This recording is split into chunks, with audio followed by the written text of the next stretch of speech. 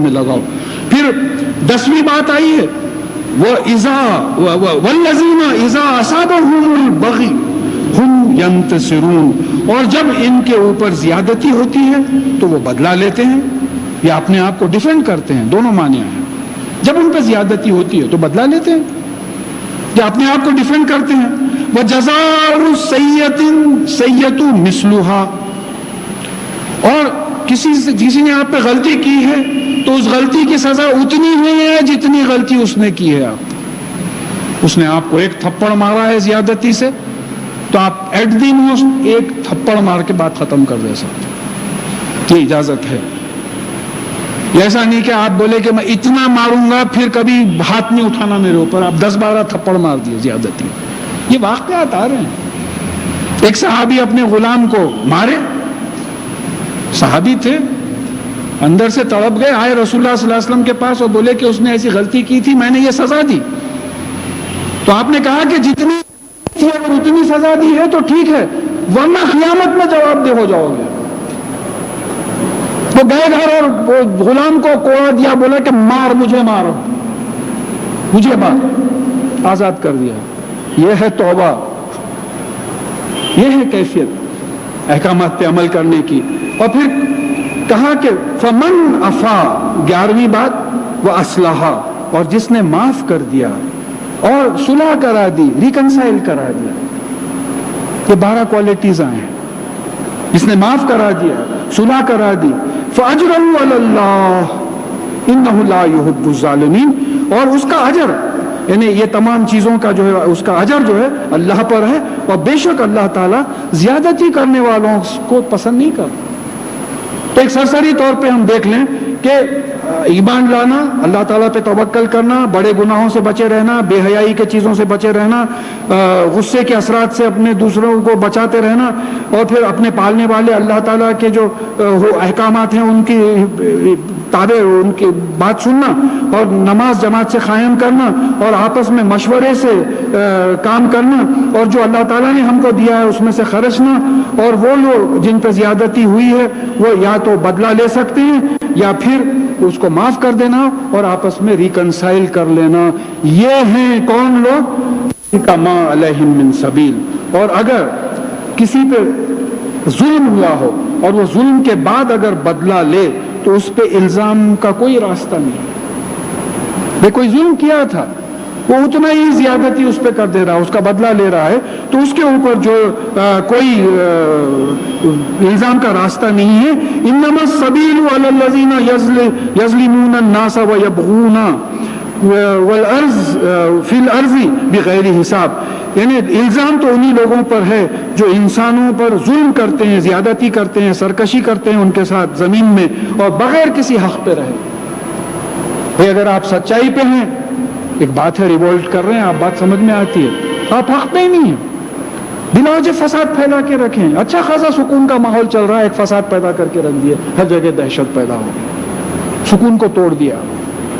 تو یہ لوگوں پہ جو ہے ان پہ الزام ہے. اور اولئک لہم عذاب علیم, اور یہی وہ لوگ ہیں جن کو تکلیف دینے والا عذاب دیا جائے گا. وَلَمَنْ صَبَرَ وَغَفَرَ إِنَّ ذَلِكَ لَمِنْ عَزْمِ الْأُمُورِ. اور جس کسی نے صبر کیا اور پھر دوسروں کو اپنے بدلے کے برے اثرات سے محفوظ رکھا, یہ وہ کام ہے جس میں ڈٹرمنیشن کی ضرورت ہے, عزم کی ضرورت ہے, ارادے کے پختگی کی ضرورت ہے.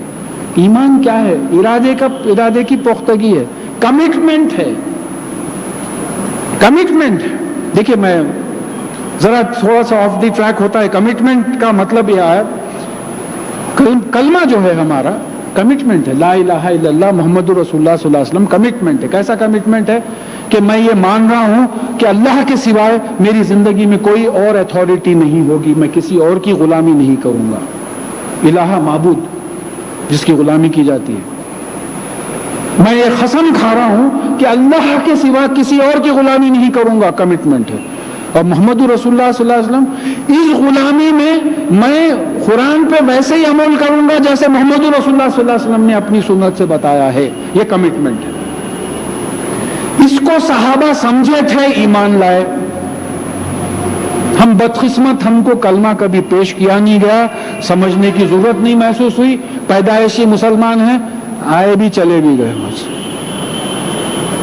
بغیر کلمے پہ کمٹ کرے کہ پوری زندگی گزاری، ختم بھی ہو گئے، جنازہ بھی مساجد میں ہو گیا خسا. صحابہ اس کلمے کو سمجھے تھے، ایمان لائے.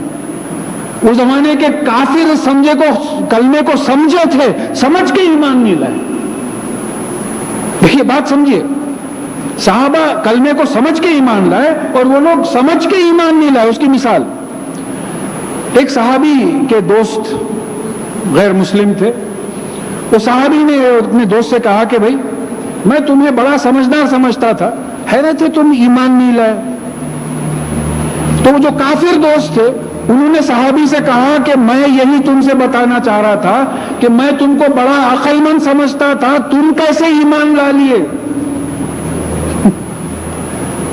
اتنے عقل مند ہوتے ہوئے تم کیسے ایمان لا لیے؟ تو صحابی پریشان ہو گئے، بولے میں مطلب نہیں سمجھا. تو بولے دیکھو تمہارے کلمے کا مطلب یہ ہے، تمہارے پاس قرآن میں 2 مقامات پہ بات آئی ہے کہ انہوں نے اپنی خواہشوں کو اپنا الہ بنا رکھا ہے، یعنی اپنی خواہشوں کو اتھارٹی، مجھے پسند ہے میں کرتا ہوں، مجھے پسند نہیں ہے نہیں کرتا. جیسا کوئی صاحب اپنی تقریر میں بولے نماز پسند ہے ادا کرتے حضرت، زکوٰۃ پسند نہیں ہے نہیں دیتے، ختم. میرا دین میری پسند کا دین ہے، میرا اسلام میرے پسند کا اسلام ہے. تو وہ جو کافر دوست تھے انہوں نے کہا کہ میں کلمے کو اس طرح سمجھا ہوں کہ جس دن میں یہ کمٹ کروں گا، اقرار کروں گا کہ اللہ کے سوا کوئی الہ نہیں، اس دن میری خواہش کی موت ہو جائے گی، میری خواہش مٹ جائے گی، جو بھی ہوگا اللہ کی خواہش پہ ہوگا. اتنے سیکریفائس کرنے کی ہمت مجھ میں نہیں ہے. اور پھر دوسری، محمد رسول اللہ صلی اللہ علیہ وسلم، اب میں اللہ کی مرضی پہ ویسے ہی عمل، میں میری مرضی سے نہیں عمل کروں گا، میں ویسے ہی عمل کروں گا جیسے کہ رسول اللہ صلی اللہ علیہ وسلم نے بتایا، اور بائنڈنگ ہوگی. یہ میرے میں ہمت نہیں ہے، لہٰذا میں نے ایمان نہیں لایا. تو معلوم ہوا کہ وہ زمانے میں کافر بھی کلمہ سمجھتے تھے. ہماری بدقسمتی ہے کہ ہمارے میں میجورٹی کلمہ نہیں سمجھے کہ وہ ایک کمٹمنٹ ہے.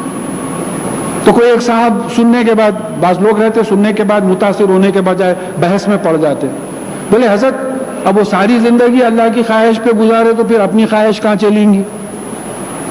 پوری زندگی خالی ان کی خواہش پہ گزر گئی تو پھر اپنی خواہش کہاں چلے گی؟ تو پچھلے اتوار کو ہم پڑھ چکے ہیں وَلَكُمْ فِيهَا مَا تَشْتَهِي أَنفُسُكُمْ وَلَكُمْ فِيهَا مَا تَدْعُونَ. جنت میں وہ جو چاہیں گے ملیں گے، جو چیز کو پکاریں گے وہ چیز ان کے لیے حاضر کر دی جائے گی. تم یہاں اللہ کی مرضی پہ چلو، وہاں اللہ تعالیٰ تمہاری مرضی پہ جو ہے تم جو چاہو گے دے گا. یہ شرط ہے. پھر کہا کہ وَمَن يُضْلِلِ اللَّهُ فَمَا لَهُ مِن وَلِيٍّ مِّن بَعْدِهِ. اور جس کو اللہ تعالیٰ گمراہ کرتا ہے اس کے بعد میں اس کا کوئی نگران، کوئی گارڈین، کوئی دوست نہیں ہے. اور پھر وَتَرَى الظَّالِمِينَ لَمَّا رَأَوُا الْعَذَابَ يَقُولُونَ هَلْ إِلَى مَرَدٍ مِن سَبِيلٍ. اور آپ دیکھیں گے کہ یہ جو ظالم ہے، جو زیادتی کرتے ہیں، یہ کافر، مشرک اور منافق وغیرہ ہے، گناہ گار جو ہیں، جب وہ عذاب کو دیکھ لیں گے تو کہیں گے کہ کیا اس سے پلٹنے کا کوئی راستہ ہے؟ اس عذاب سے پلٹنے کا کوئی راستہ ہے؟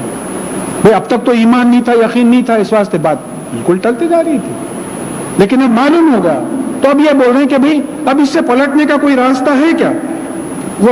وَتَرَاهُمْ يُرِزُونَ عَلَيْهَا خَاشِعِينَ مِنَ الذُّلِّ يَنظُرُونَ مِن طَرْفٍ خَفِيٍّ. اور آپ ان کو دیکھیں گے کہ وہ عذاب پہ پیش کیے جائیں گے، دوزخ پہ پیش کیے جائیں گے. کیسی حالت میں رہیں گے کہ وہ ذلت سے جھکے ہوئے ہوں گے، ذلت سے جھکے ہوئے ہوں گے. دیکھیے تکبر کی وجہ سے انہوں نے ایمان نہیں لایا، تکبر کی وجہ سے ایمان نہیں لائے تھے. اب وہ تکبر کو دوزخ میں توڑا جا رہا ہے، جھکے ہوئے بھی ہیں، ذلیل بھی کیے جا رہے ہیں، اور پھر کن آنکھیوں سے دیکھ رہے ہیں. کل ہی اخبار میں ایک فوٹو دیکھا میں، بورڈ آف انٹرمیڈیٹ میں جو گڑبڑ ہوئی، اس کے وہ جو مجرم اریسٹ ہوئے، پورے آنکھوں پہ ہاتھاں رکھے ہوئے ہیں. مولا کیا آیت کی، قرآن کی آیت کی تشریح وہ فوٹو لا کے بتا دے سکتا تھا. پورے لوگ کوئی وہ کوٹ سے ایسا چھپا رہا ہے, کوئی آنکھیں رکھے ہوئے ہیں. اب آپ دیکھتے وہ پولیس والے لے کے جا رہے ہیں تو کوئی اپنا اوور کوٹ منہ پہ ڈال لیتا, تو ہاتھ یوں رکھ لیتا. کیا ہے؟ شرمندگی ہے, اپنے جرم کی شرمندگی ہے کہ لوگ نہ دیکھیں. یہ کچھ بھی نہیں ہے, یہ شرمندگی جو قیامت میں شرمندگی ہوگی.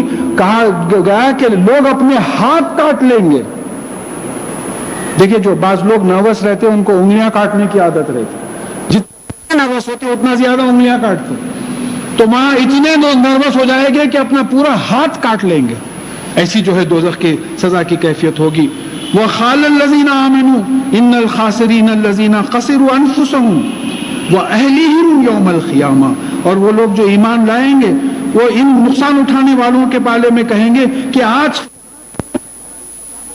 نقصان کیا اور ان کے اہل کا نقصان کیا. یہ دیکھیے اہل میں گھر والے بھی آتے, اہل بیت. اہل میں اہل کتاب, اس قسم کے فالوورز, کتاب کو فالو کرنے والے بھی آتے. تو نبیوں کے جو اہل ہوتے, گھر والے بھی ہوتے ہیں لیکن جو ان کو فالو کرتے ہیں. تو یہ نقصان اٹھانے والے کون ہیں؟ وہ لوگ جو خود بھی نقصان میں اٹھائے اور اپنے فالوورز کو بھی نقصان میں ڈالے. قیامت کے دن جو فالوورز کو بھی نقصان میں ڈالے, غلط راستے بتاتے رہے.